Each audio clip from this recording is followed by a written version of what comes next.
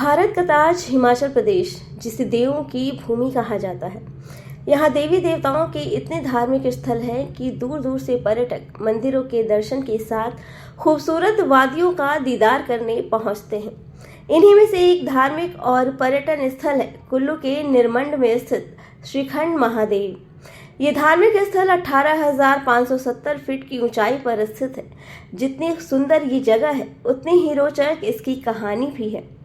क्या है वो कहानी, चलिए आपको बताते हैं। कहते हैं कि भस्मासुर राक्षस ने हिमाचल प्रदेश की इस खूबसूरत पहाड़ी पर कठोर तपस्या की और भगवान शिव से वरदान मांगा। वरदान ये था कि जिसके भी सिर पर वो अपना हाथ रखेगा वो भस्म हो जाएगा। मगर अहंकार में भस्मासुर भगवान शिव के ही पीछे पड़ गया। मजबूरन भोलेनाथ को इन पहाड़ की गुफाओं में छिपना पड़ा। राक्षस के डर से माता पार्वती भी यहाँ रो पड़ी। कहते हैं उनके आंसुओं से यहाँ नैन सरोवर का निर्माण हुआ। इसकी एक एक धारा यहाँ से 25 किलोमीटर नीचे भगवान शिव की गुफा निरमंड की देव ढांक तक गिरती है। हालांकि बाद में भस्मासुर का वध कर दिया गया, लेकिन तभी से ये पहाड़ी श्रीखंड महादेव के नाम से जानी जाती है। यहाँ शिव की एक शिला भी है, जिसे देख लगता है कि हम जैसे आसमान में ही पहुंच गए हों। यहाँ से नज़ारा इतना सुंदर दिखता है कि मानो स्वर्ग हो। एक कथा के अनुसार जब पांडवों को 13 साल का वनवास हुआ तो उन्होंने भी कुछ समय यहाँ बिताया था। इसके साक्ष्य वहाँ भीम द्वारा बड़े बड़े पत्थरों को काट कर रखना बताया जाता है।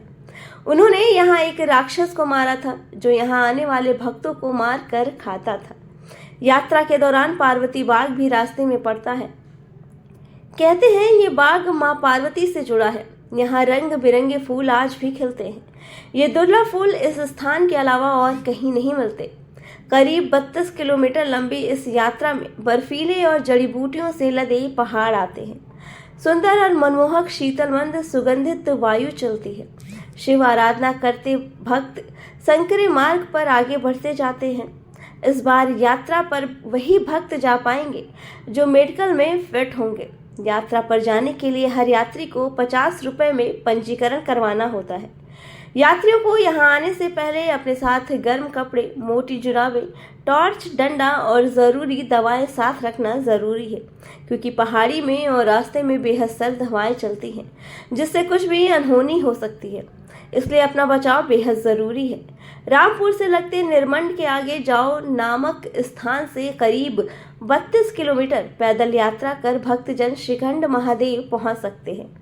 जाओ से आगे सिंघाड़, थाचड़ू, भीमडवारी, नैन सरोवर और पार्वती बाग जैसे कई सुंदर स्थान देखने को मिलते हैं।